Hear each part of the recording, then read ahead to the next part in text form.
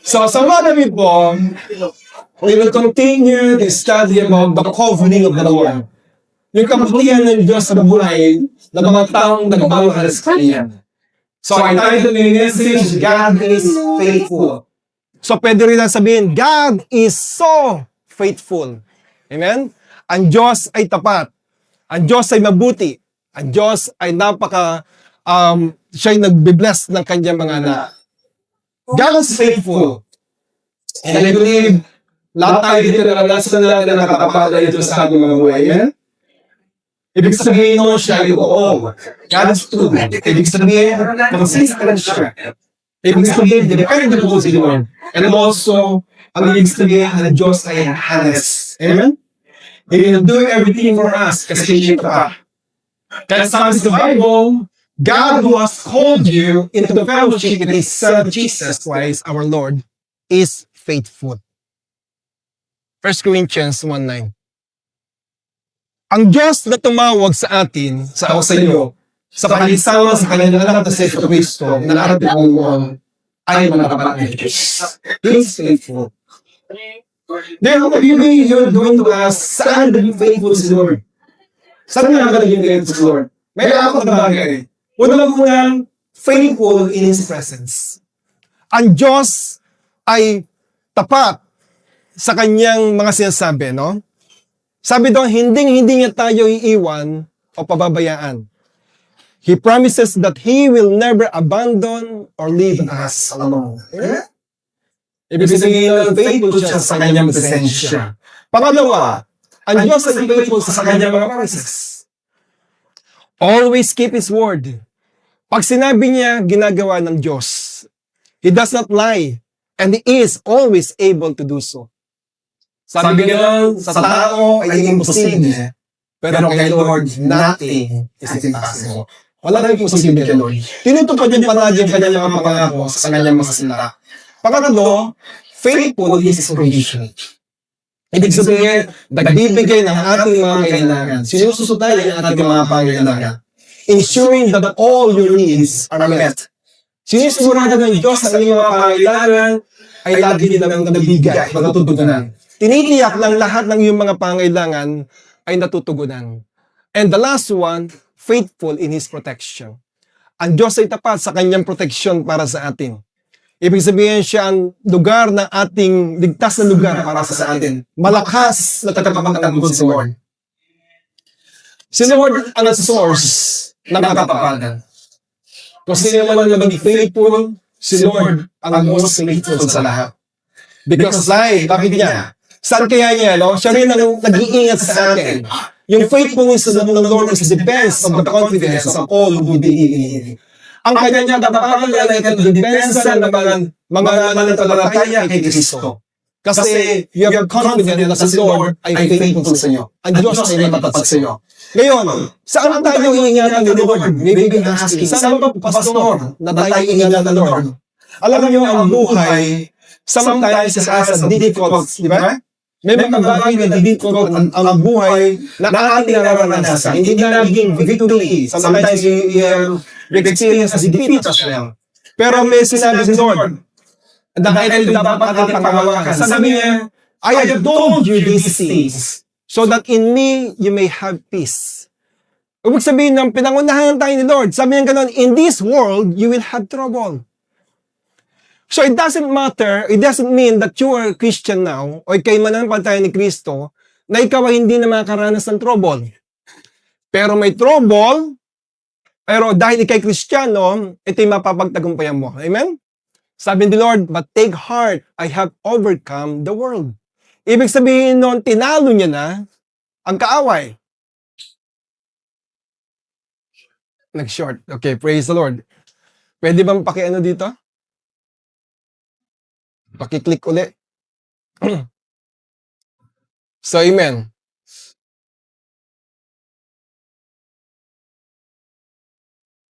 So, praise the Lord, no? Saan tayo ingatan ni Lord? Ang sabi ko kasi, ang buhay minsan nakakaranas talaga ng mga problema. Tinatawag na difficulties in life. Mga difficult na nangyayari sa buhay natin. Kaya kapatid, sa oras na ito, dapat tayo magtiwala lamang kay Lord. Amen? Sabi niya ganon. Hindi niya sinabi na hindi ka makakaranas ng trouble. Yes, trouble is there. Remember, the enemy is always throwing things sa ating buhay. Kasi alam niya ikay pag-aari na ng Diyos, ayaw niya na ikay maging masaya. Paano ba nasasaktan ng kaaway ang puso ng Diyos? Hindi niya kayang talunin si Lord, amen? Because God is so very powerful. Alam niyo ba ang ginagawa niya? Sinasaktan niya, gusto niya saktan yung mga minamahal ng Diyos. At tayo'y mahal ng Diyos. Amen? The reason why gustong-gusto ng kaaway na nasapig ka, nasapig ka ng magandang buhay kasi lagi mo naalala ang Diyos. Alam mo ba ang kaaway, natatakot siya pag ikay nasapig ng iyong problema. Kasi alam niya na wala kang ibang kakapitan kundi si Lord lamang. At alam niya, pag ikay lumapit kay Lord, ang Diyos ay laging tutugon sa iyong mga pangangailangan. Amen? Kasi doon niya makikita na, is this person really faithful sa Lord? Yes, naging faithful dahil blessed siya. Paano niya yung pagkakaroon ng problema na? He is still or she is still faithful to God. Ay ilang ang mga nakaaway. Pero, pagpapagpapagpapagpapagpapag mo yun, ang kaaway na nagiging tagal na yun. So, life is a gift from God. Ang buhay ay isang regalo ng Diyos kay Lord. Meron to be shared with Him. Ito yung dapat ay hinibigay sa Kanya and to fulfill His plan for us. So, ang buhay ay isang regalo mula sa Diyos na kinalaran ko pang ibahagi sa Kanya. Ibig sabihin nyo, i-share mo yung buhay mo sa Kanya. Kasi ito yung regalo niya sa atin. Upang matutupad ng Kanyang mga plano para sa atin. When you are aligned to God, that's the time na natutupad ang mga plano ng Diyos sa buhay natin. Si Lord ay faithful sa kanyang mga pangako. We all know that. Many times you will experience it. Many times nasubukan niyo si Lord kung paano naging faithful sa buhay mo. Amen?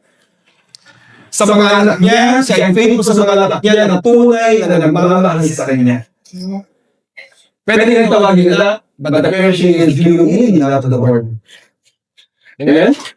Dapat hanalin ng Lord. Tingnan natin yung verse dito. Sa Psalms chapter 91, verses 14 hanggang 16, sabi dito, the Lord says, I will rescue those who love me. Amen? Sabi niya, i-rescue ko yung mga taong nagmamahal sa akin. I will protect those who trust in my name. Proprotektahan niya yung mga taong nagtatrust o naniniwala sa kanyang pangalan. Sabi rin dito, 15, when they call me, I will answer. Pag sila'y tumawag sa akin, sasagutin ko. I will be with them in trouble, and I will rescue and honor them. Kita niya ha? Sinabi ng Lord sa mga taong nagmamahal sa akin, ay ang kanyang mga gagawin. Kapatid, when you experience God's faithfulness, ito yung mga mararanasan. 16, I will reward them with long life and give them my salvation. Verse 16, diretso yun. Ngayon, pag tayo na-experience ang God's faithfulness, mararanasan mo yung mga bagay na ito. When you experience God's faithfulness, you will, number 1, enjoy His life. Ibig sabihin na masisiyahan ka sa kanyang pagmamahal na binibigay sa iyo. Verse 14, ito sinabi, the Lord says, I will rescue those who love me. I will protect those who trust in my name. Dito, God is speaking about mutual love. Alam niyo yun? Mahal mo si Lord, mahal ka ni Lord, at mahal mo rin si Lord. That is mutual. Bakit ba natatagal sa relasyon? Kasi mayroon malamig kayo ng pag-ibig. Pag isa ka nga umiibig, nakakapagod. Pero pag dalawa umiibig sa isa't isa, ito yung talaga yung matagal. Amen?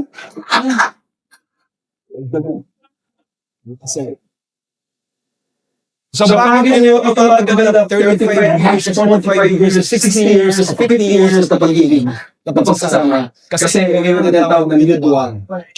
They love each other. Mahal na sa isa't isa. Kaya Lord lang, dito, hinihingan na ito tinatawag na mutual love. Alam na natin ba tayo yun, Lord? Sino yung alam na yung sa Lord? Nakakahiya ng isa, pasawin tayo. Mahal lang tayo. Kahit minsan tayo nakakalimutan kay Lord, hinahanapan tayo, mas pa tayo ng Lord. Ayun po ang importante kung malaman natin, whatever happened, lang, bigyan. Sabi nga sa Bible, sa book of Romans, Jesus has died while he is still sinning. Habang tayo nagkakasala, hinahanda tayo ng Diyos na namatay siya para sa atin.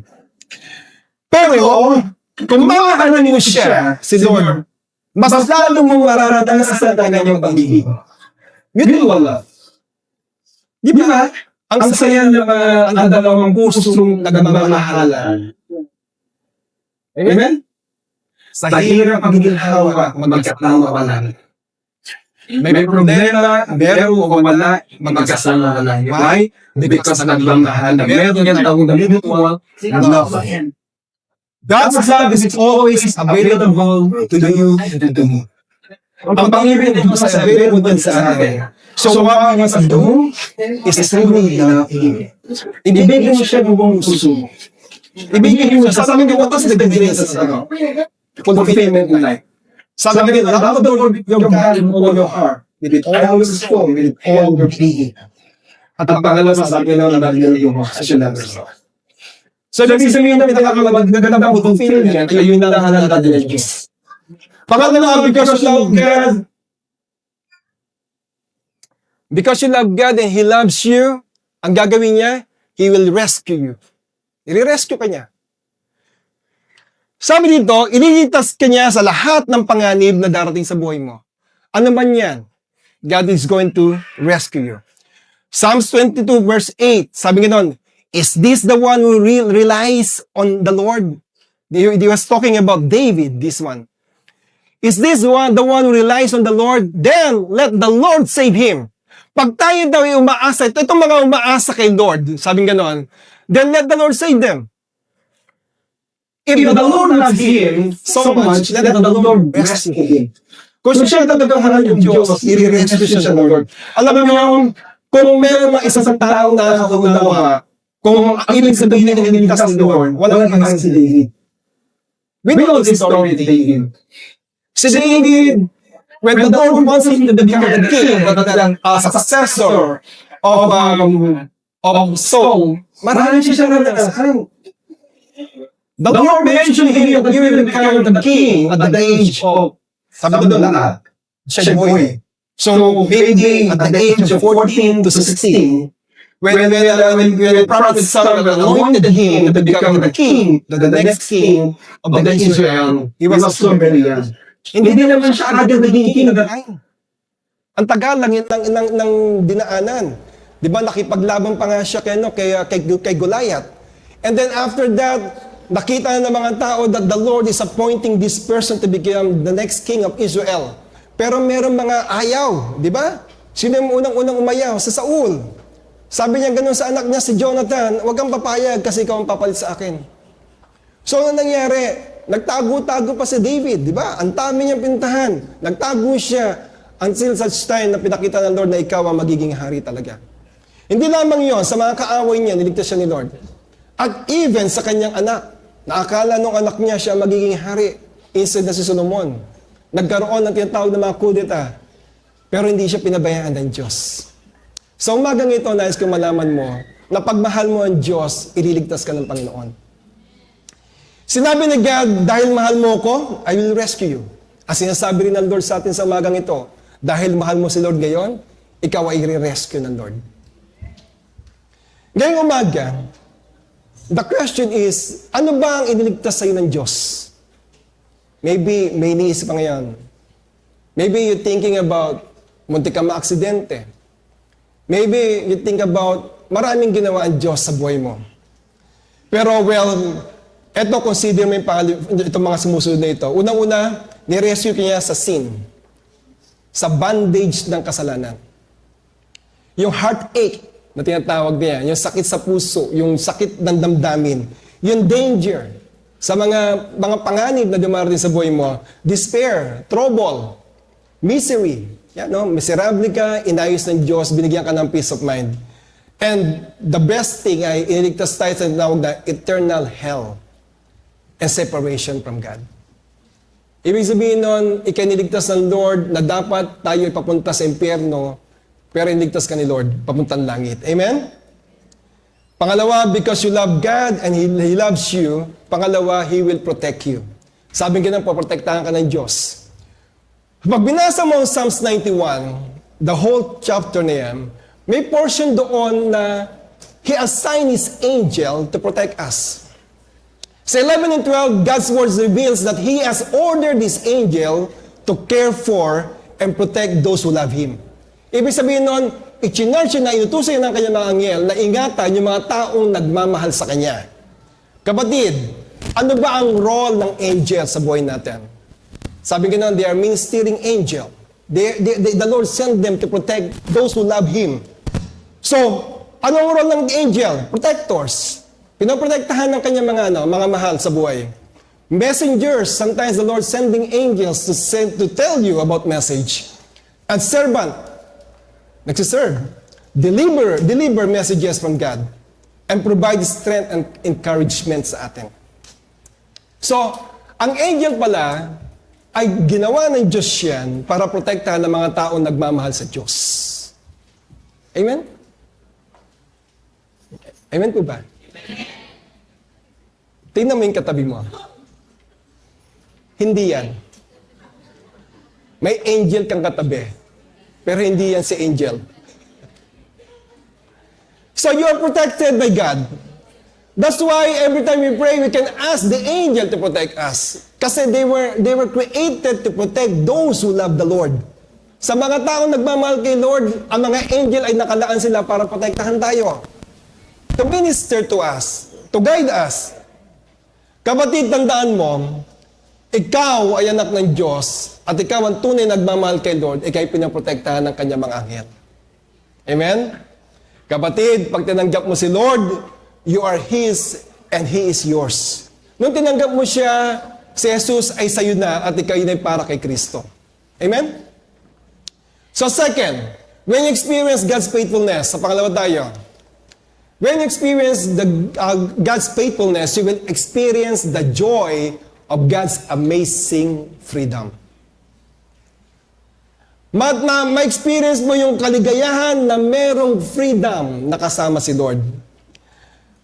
Sa may Luke chapter 13, merong istorya doon na isang babae na sinabi ay crippled by the Spirit for 18 years. No? 18 taon siyang kinripol ng Spiritong ito. Sabi nga ang babaeng ito ay naka-bend over. Ibig sabihin nun, nakayuko. No? Na hindi niya may taas yung kanyang katawan. Hindi niya may diretso. And that time, Jesus was there. Nakita ni Jesus yung babaeng ito. Sabi niya, woman, come here. Tinawag niya yung babae. Sabi ni Lord, ito, unang sinabi ng Lord sa kanya, woman, you are set free from your infirmity. Sabi nga, ikaw ay pinalaya sa iyong kahinaan. Sabi ni Lord sa kanya. Then, God put His hands on her. Ano ibig sabihin na ikay pinalaya na sa iyong kahinaan? Ibig sabihin ng kasalanan. Sabi niya gano'n, anak, ikay pinalaya na sa iyong mga kasalanan. And then after that, tinatch siya ni Lord and immediately, dumiretso yung kanyang katawan. At nagpuri kay Lord. Amen? Kapatid, sa mga taong tumanggap kay Kristo, etong ginagawa ng Lord sa kanya. When you accept Jesus as your Lord and Savior, unang-una, you are free from burden of sin. Ika'y pinalaya na doon sa tinatawag ng bigat ng kasalanan. Believers are no longer slaves to sin. Romans chapter 6 verse 18. Ang mananampalataya ay hindi na ngayon slave o alipin ng kasalanan. Pinalaya tayo sa ating kasalanan. At naging tagasunod na tayo ng katwiran. Ngayon, you as a believers right now, you are not slave to sin, but you are now slave to righteousness. Ikaw na ngayon ay slave na sa gumawa ng mabubuti mga bagay. Pangalawa, pagka itinanggap mo si Jesus, you will rescue from the punishment of sin. Wala na sa iyo yung bigat ng kasalanan. Wala na sa iyo yung kabayaran ng kasalanan. Believers are no longer punishing by sin. Hindi na. Sabi sa Romans 6:23, ito sinabi, "For the wages of sin is death." Sa Tagalog, ang kabayaran ng kasalanan ay kamatayan. So, yan yung punishment eh. You must die spiritually. At tatawag doon, eternal separation from the Lord. Etong katawan na ito, because of sin, namamatay. Nagkakasakit. Prone to any sickness or any illness. Pero yung tinatawag doon, yung punishment is separation from the Lord forever. Mas mabigat yun. Pero sabi, but the gift of God is eternal life in Christ Jesus our Lord. Pero ang regalo ng Diyos ay buhay na walang hanggan na mula kay Kristo. Ano ibig sabihin nun? Magkakaroon ka ng connection kay Lord and the punishment of sin is no longer available to you. Amen? Pangatlo, pag tinanggap mo si Jesus as the Lord and Savior, God will adopt you into His family. Ikaw ay aampunin ng Diyos sa kanyang pamilya. Alam niyo ba sa Ephesians chapter 1, sinabi dito, itinakda niya tayo noon pa man para sa pag-ampon bilang mga anak sa pamamagitan ni Jesucristo. Ibig sabihin nun, it is also already appointed by the Lord for those people who are going to accept Jesus Christ as their Lord and Savior is entitled to be adopted by the Lord to become part of His family. Amen? John 1:12, "For as many as believe Him and accept Him, He give them power to become children of God." Sa lahat ng tumanggap kay Kristo, binigyan niya ng karapatan maging anak ng Diyos. Ikaw ngayon adapt na ng Diyos. Ayon sa kaluguran ng kanyang kalooban, according to the good pleasure of His will. Ang mahal ni Kristo ay minamahal din ng Diyos Ama. Amen? Kasi kaluguran ng kanyang puso. Pangatlo, when you accept Jesus Christ as Lord and Savior, God will call you a child of God. Ikaw ay tatawaging anak ng Diyos. 1 John 3:1. Sabi nito, dakilang pag-ibig ang pinagkaloob sa atin ng Diyos Ama. Ibig sabihin, a lavish love that God gave it to us. Ano yun? Na tayo'y matawag na mga anak ng Diyos. Lavish, lavish. Labi, sabihin ng kaginawa, malaking pag-ibig ng Diyos sa atin. Tayo tinawag na anak ng Diyos. Amen? Kapatid, na tinanggap mo siya, you become child of God. Whether you like it or not, if you accepted Him true, sa totoo sa buhay mo, ikay tinawag na anak ng Diyos. Amen? Pero, ang kahalagaan ng pagkakaroon ng relasyon sa Diyos ay nasa verse 15 ng Psalms chapter 91. Ano sabi doon? The important things, a relationship with God, ay nasa verse 15. Ano sabi doon? When they call on me, I will answer thee. Pag kayo tumawag sa akin, ako ay sasagot sa inyo. I will be with them in trouble. Ano man nangyayari sa buhay mo, na circumstansya ng buhay mo, ang Diyos ay kasama mo palagi. I will rescue and honor them. Isa-isahin natin yan, kapatid. Ano sinabi ni Lord? Sa verse na yon, sabi niya ganon, I will answer. Pag sinabing I will answer, you have the ear of God. Ang Diyos ay laging nakikinig sa iyo. Amen? Amen po ba? Amen. Siya lagi nakikinig. Pangalawa, sabi doon, I will be with Him. Ibig sabihin, you enjoy the presence of God. Pagka kayo nasa presensya ng Lord, you are safe. Pag nasa presence ka ng Lord, mayroong joy. Walang kalungkutan. Walang misery. Walang anuman na magpapahina ng loob kasi kasama mo kanyang presensya. Pangatlo, sabi doon, I will honor sa verse na yon. Sa verse 16 na yon, verse 15. Ibig sabihin ng honor, you enjoy the blessings of God. May enjoy mo ang blessings ng Lord. Kasi you honor ka ng Lord. Amen? Pero maybe right now, merong mga nag-iisip dyan, if God's really true to His Word, bakit madalas hindi binibigay ng Lord ang hinihingi ko? Sometimes, di ba? Maybe you have a question like that. Pero pastor, bakit minsan hindi man binibigyan ng Lord yung mga gusto natin? Akala ko ba sasagutin niya ang mga prayers natin? Akala ko ba He always there to answer our prayer? Alam niyo mga kapatid, maraming Christian ang confused dito. Maraming Christian na nalilito dito. Bakit nga ba di sinasagot ni Lord ang prayer natin sometimes? Ang mga nakakaunawa lamang sa mga bagay na ito ay tinatawag na mga matured Christian. Many Christian, when they don't receive the answer from the Lord, lumalayo kay Lord. Many Christian, pag hindi nakuha yung kasagutan kay Lord, nagtatampo kay Lord. Many Christian, bigla nila nawawala. Dahil nga naman, nakaka-discourage nga naman. Kaya sinabi ni Lord, I will answer him. Sabi niya, sasagot ako. Pero ang tanong hindi nga sinagot. I will give you 3 things. May 3 klase ang pagsagot ni Lord sa ating mga prayers. Para di tayo ma-discourage at maintindihan natin ang sitwasyon na meron tayo. Ang unang-una, yes. Yes, sumasagot si Lord sa mga ating mga prayer. Sinasagot niya. Ibinibigay agad ang iyong prayer. Meron nga dyan, grabe si Lord. Kalalabas ko pala ng church, paglalabas ko, answered prayer na. Di ba, may mga ganun tayo, no? Grabe si Lord, no? Iniisip ko pala, sinasagot na ni Lord. Yes, sumasagot ang Lord. Pero meron din pangalawang sagot si Lord. Minsan, wait. May waiting. Pag wait, of course, kailangan maghintay. Maybe hindi pa hinog.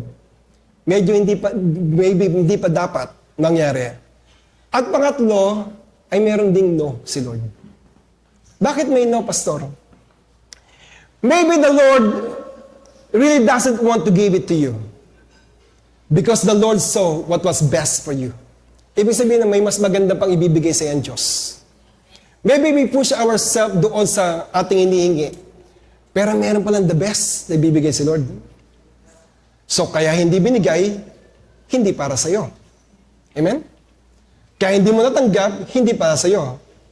Pero tandaan po natin sa mga matured Christian, all of this has good benefits to us. Yung tinatawag na yes ni Lord, yung waiting ni Lord, at yung no ni Lord. Ito yung nagbibigay ng benefits sa atin, whether the prayer is answered or not. Kahit na ang prayer mo hindi sinagot o hindi, may benefits yan. It happened para sa ating kabubuti. Kaya nangyayari yun para sa ating kabubuti. Kaya sinabi nga sa Romans chapter 8, verse 28, ito sinabi, and we know that in all things, God works for the good of those who love Him, who have been called according to His purpose. Sa lahat ng bagay, ay gumagawa ang Diyos para sa kabubuti ng mga nagmamahal sa Kanya. Amen? Ano ibig sabihin?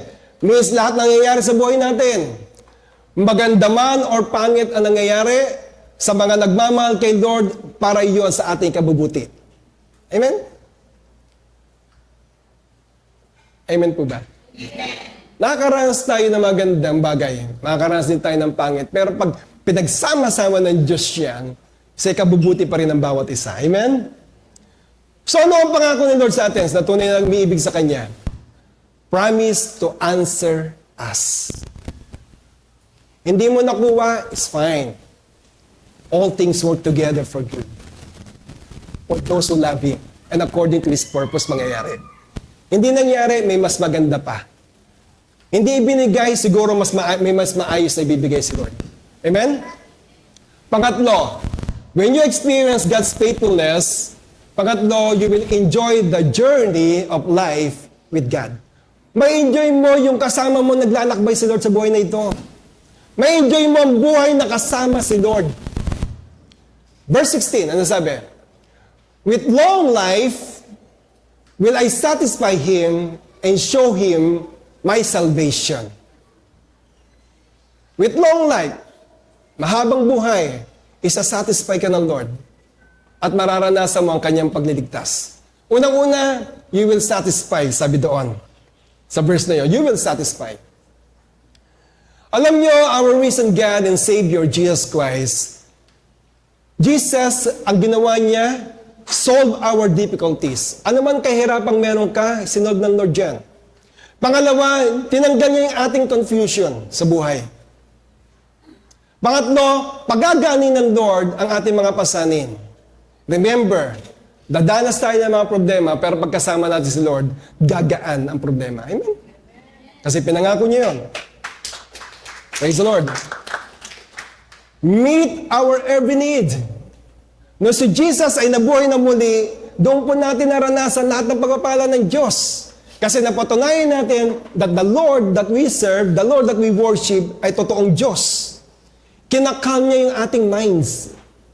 Amen? Hindi ka na yung kaagad-agad naapektuhan kasi kalmadong yung isipan. Bibigyan kaya ng peace of mind, sabi nga na sa Bible, that transcends all understanding. At the best is satisfy niya yung craving ng ating puso. Ano man niyang hinihiling ng puso mo, ay sasatisfy ng Lord yan. Kasi why? Only God can bring true satisfaction. Ang Diyos lamang ang tunay na nagbibigay ng satisfaction sa buhay ng isang tao. He is our source of contentment.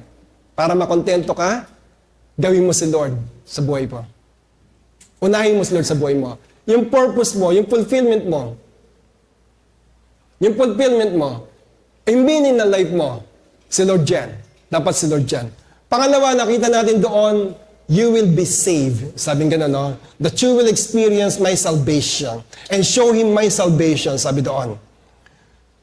So, lahat ng satisfaction sa buhay natin, ibibigay ng Diyos. Bibigyan ka ni Lord ng satisfaction. Ano ibig sabihin doon? Mahabang buhay. Amen. Ba, ayaw meron? Wala ba itong gusto mahaba ang kanyang buhay? O, sino ang gusto umiksi ang kanyang buhay? Wala naman, di ba? Gusto niya mahaba. Bibigyan ka ni Lord ng satisfaction at mahabang buhay habang ikaw ay tapat sa Kanya at naglilingkod. Kasi pag walang purpose ang buhay, bakit papahabain ng Diyos kung wala rin lang purpose? He will put you in a good position at your job. And promotion is always available to you. Yan ang maganda doon, no? Ang gagawin ng Lord, kasi sabi niya ganoon, I will save you. I will satisfy you. Ilalagay ka ng Lord sa magandang posisyon ng iyong trabaho. And promotion is always available sa iyo. Amen? Pagagandahin ng business na meron ka ngayon. Nag-i-income ng maayos. Parang mga ayaw niyo yung mga blessings na yan.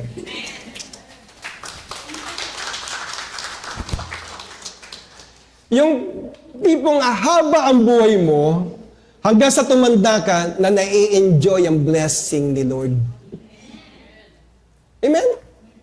Yung tumatanda ka, wow, satisfied life. Alam niyo, may sinabi sa David sa Psalms chapter 37, verse 25.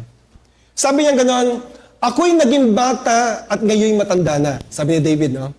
Ngunit hindi ko pa nakita kahit kailan na ang matuwid ay pinabayaan ng Panginoon. O ang kanyang mga anak ay namalimos ng pagkain. Grabe, no? So if you become righteous in the sight of God, pag sinabi kasing righteous, kasama din yung pagmamahal mo kay Lord, eh. Kasama din yung mutual love, eh. Mahal ka ni Lord, mahal mo rin si Lord. Amen? Meaning, pag minahal mo si Lord ng tunay, ang biyaya ay dadaloy sa iyong mga mahal sa buhay. Hindi lamang ikaw makaka-experience. Even your children and children of your children's, your generation, ay makakaranas sa magandang buhay. Amen? Mag-i-enjoy mo nakasama si Lord. Pangalawa, you will be saved, sabi sa Bible. Sabi doon sa verse 15, hindi mo lamang masasatisfy ka, kundi you will experience the salvation of the Lord.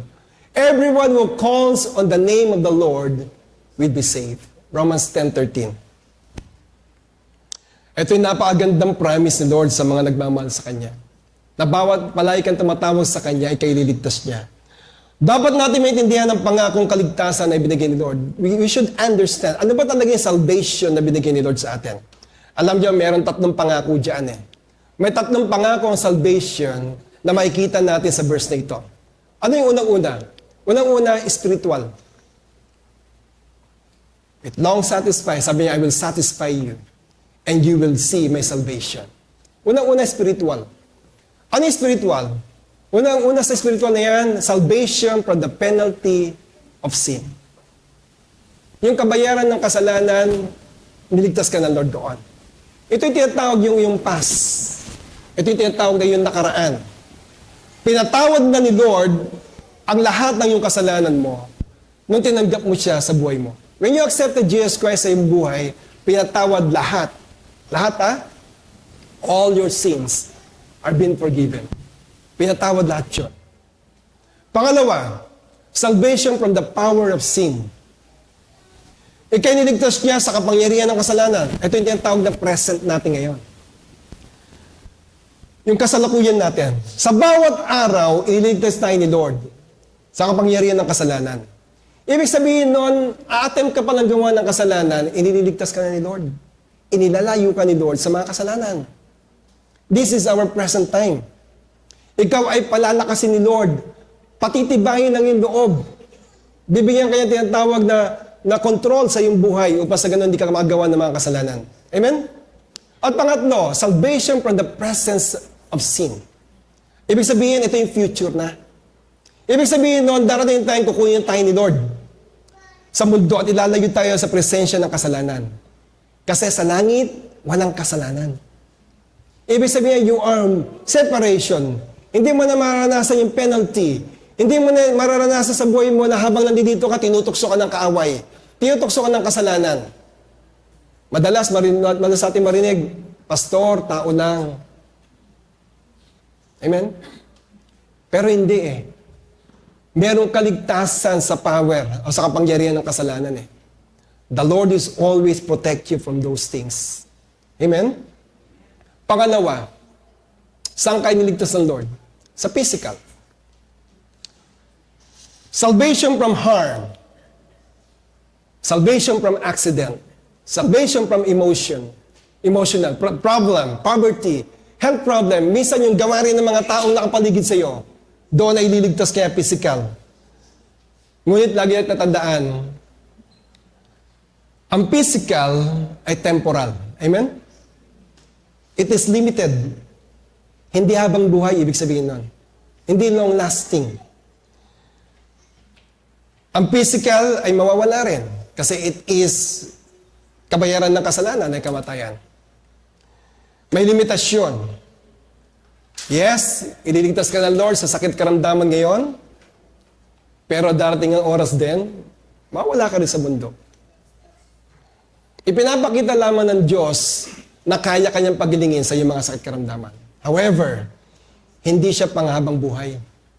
Namamatay pa rin ang tao. Amen? Makakaranas pa rin ng kamatayan ng tao. Pinag-pray mo 10 years ago, pinagaling ako ng Lord. Pero time will come, still, you will experience death. You will face death. Di ba? Kasi, ayun ang buhay. May limitasyon. Ang physical. Itong pangatlo maganda. Pangatlo ay tinatawag na salvation according to His purpose. Ito yung kaligtasan according sa kanyang kagustuhan. Maraming Christian, sa totoo lang, na nako-confuse dito. Lalo na kung kulang ang maturity mo.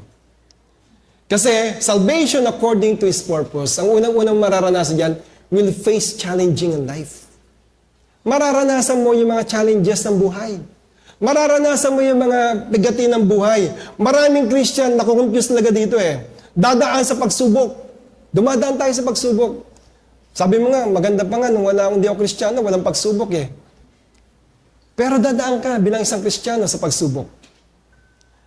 Ang purpose, anong purpose niya para bakit ka dumadaan doon? Para ikaw ay maging matatag. Tumatag ka bilang isang Kristiyano. Kaya minsan, mga nagtatanong, bakit ito nangyayari sa buhay ko? If the Lord really love me, bakit nangyayari? Dumating na ba sa punto nyo na, ang ganda-ganda ng trabaho ko, all of the sudden, nawalan ako ng trabaho. Bakit nangyari? Parang ang lakas-lakas ko noon, and all of a sudden, parang ako nanghihina.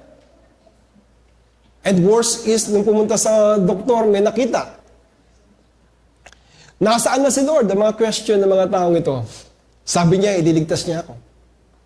Tandaan niyo po, pag tayo maharap sa mga challenges ng buhay, ang purpose ay para tayo tumatag. tumatag ang ating pananampalataya. Pero mga kapatid, minsan, ang plano ni Lord ay para sa ikabubuti ng bawat isa. Nangyayari siya dahil ito'y para sa ating kabubuti. Ito'y pinararanas si Lord ng mga pagsubok na ito para tayo maging matatag at sa Kanya lamang magtiwala. Amen? Kita yung mga tao nagtitiwala kay Lord kahit na mayroon challenges sa buhay. Tumatatag sila eh. Di ba sabi sa James, may mga problema dumadaan, mga pagsubok sa buhay. Sabi niya gano'n, at the end, ang nangyayari, pinatatatag ka, yung faith. Ayun ang purpose doon, kaya tayo nagpipace ng challenges. Pangalawa, will undergo discipline. Yung tinatawag na salvation according to His purpose. Will undergo discipline. Dadaan tayo sa disiplina bilang isang Kristiyano. Para may tuwid at matuto tayo. Kaya may discipline. Minsan nakakaranas tayo ng problema sa health. Or emotional problem. Sabi ko na may anxiety problem ako. Parang hindi ko takot ako sa mga bagay. O nakakaranas ng aksidente. Bakit ko naranasan yun? I thought I am protected by the Lord. I thought there's an angel to protect me. So how can na-experience ko yung aksidente? Pero sinabi ni Lord nga, di ba, ang magsisave sa atin, pero bakit nga na-experience yung mga bagay na yun? Hindi ba natanong sa kay Lord yan minsan? Ba't ganun? Pinagpray ko naman yung aking mahal sa buhay na gumaling, hindi gumaling. Bakit parang nagpray naman kami, all of a sudden, nabangga kami? Papunta pa naman kami sa church. We undergo discipline. Bakit nagkasakit? Nasaan si Lord? Nung sinabi niyang, by my stripes you were healed. Sa mga latay kay gagaling. Bakit nga kayo dumadaan ang mga anak ni Lord sa mga disiplina? Ang purpose, para tayo matuwid, para tayo maging matuwid at matuto. Kung tingin nyo, kung hindi inalaw ni Lord yung mga bagay na yan, siguro mas lalong lumala. O mas lalong magpariwara tayo. Amen? Sa bisyo. Umiinom. Naninigarilyo. Nagkasakit. Sinisi ang Diyos. Ba't ako nagkasakit? Yung pala may bisyo.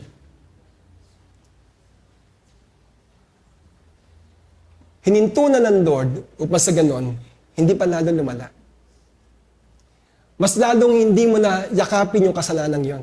The reason why nangyari mga bagay. Pangatlo, tumahimik kayo.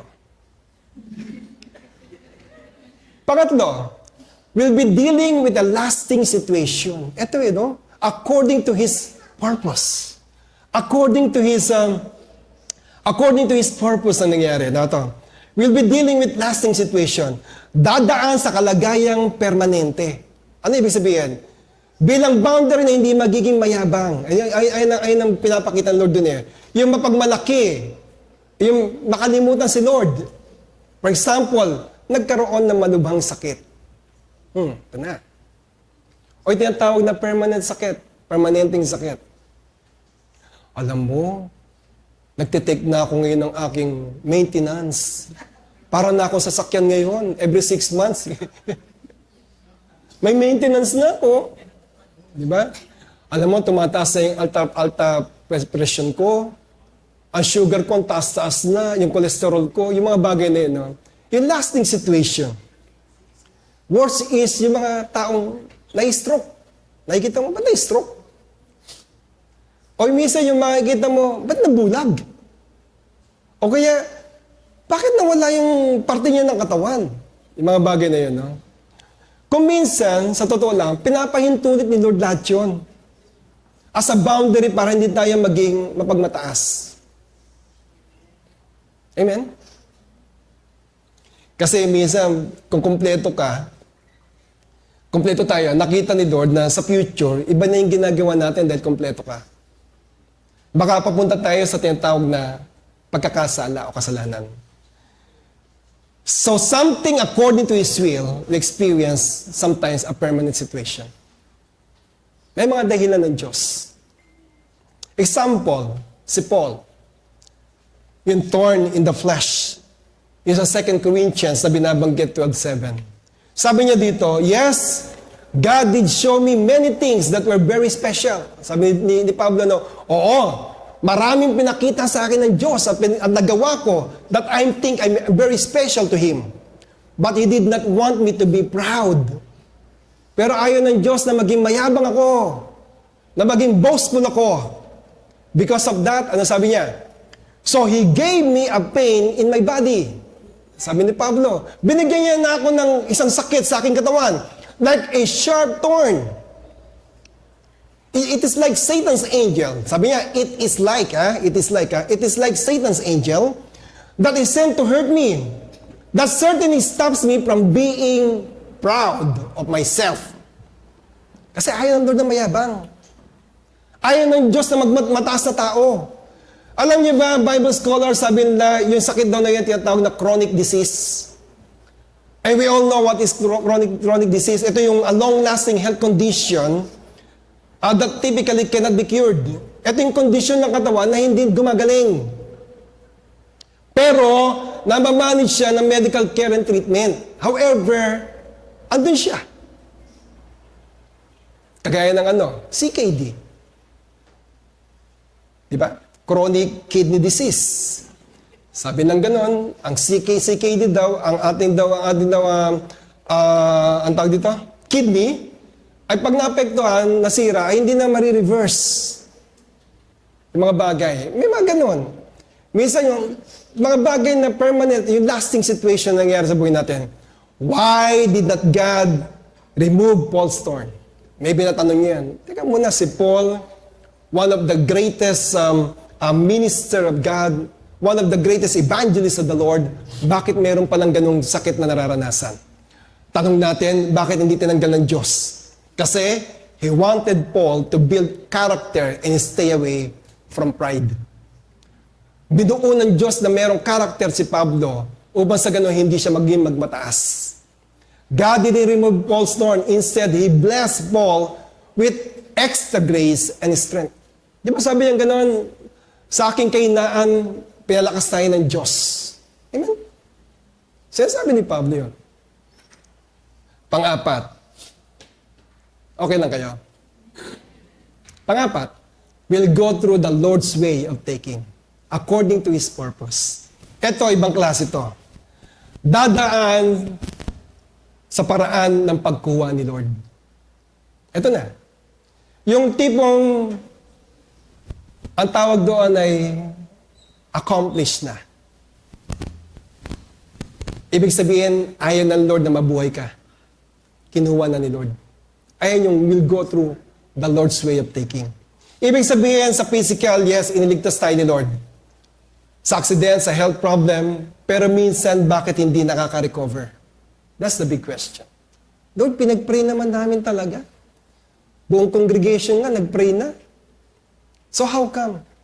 Hindi nangyari. Kasi ito na yung gusto ng Lord. Ito na yung paraan ng Lord para kuhain ka. Isinasave tayo ni Lord sa mga bagay-bagay. Pero kung kukunin ka talaga ni Lord, kukunin ka na. Amen.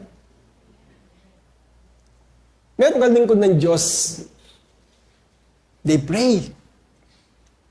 Tindi ng prayer. Nagkaroon ng prayer and fasting pa para lang gumaling yung pastor. Pero hindi. Ano sabi ng pastor? If the Lord is going to take me now, that His will be done. Kasi alam niya, that's the time. Amen? In order for us to go to heaven, kailangan tayo ay mamatay. Sinong gustong pumunta sa langit? Amen. Kailangan makaranas tayo ng kamatayan para makapunta ng langit. Pero ang pinaka-importante sa tatlong ito ay yung tinatawag na salvation sa ating spiritual. Kasi ito po yung long-lasting na tinatawag. Ito po yung tinatawag na eternal. Amen? Are you blessed this morning? Amen. May natutunan ba tayo sa umagang ito? Amen. Kapatid, tandaan mo, God is faithful. Ang Diyos ay matapat. Kahit na mahirap ang mga pangyayari at kalagayan sa ating buhay, at lahat ng ating nais ay hindi lagi nangyayari, yung mga prayer request mo, mga prayer mo hindi nangyayari, may mga bagay sa buhay natin na hindi agad natin maunawaan at maintindihan. Ang dami yan eh. Bakit nangyari to? Bakit ganito nangyari? Bakit ganito ang naging resulta? hindi mo maintindihan. Brother and sister, sa umagang ito, what is needed here is what is called maturity. Kailangan mag-mature tayo bilang isang Kristiyano. Remember, kay Lord, walang talo. Amen? Kay Lord, laging panalo tayo dyan. Ito'y tinatawag na maturity sa mga taong tunay na nagmamahal kay Lord. Ibig sabihin, inaalay mo yung pag-ibig kay Lord. The Lord has promised for the good of those who are loving. May mga pangakong Diyos sa mga taong tunay na nagmamahal sa Kanya. Kaya let us continue to love the Lord. Ipakita natin to sa ating pamumuhay bilang isang Kristiyano. Let the people see your testimony sa maraming tao. Kasi nakikita ni Lord ang ating mga puso. Amen? Nobody can see the heart of a person. Only God can see the person's heart. At alam niya kung anong pagpapala ang bibigyan niya sa iyo. Kasi ang Diyos natin ay faithful.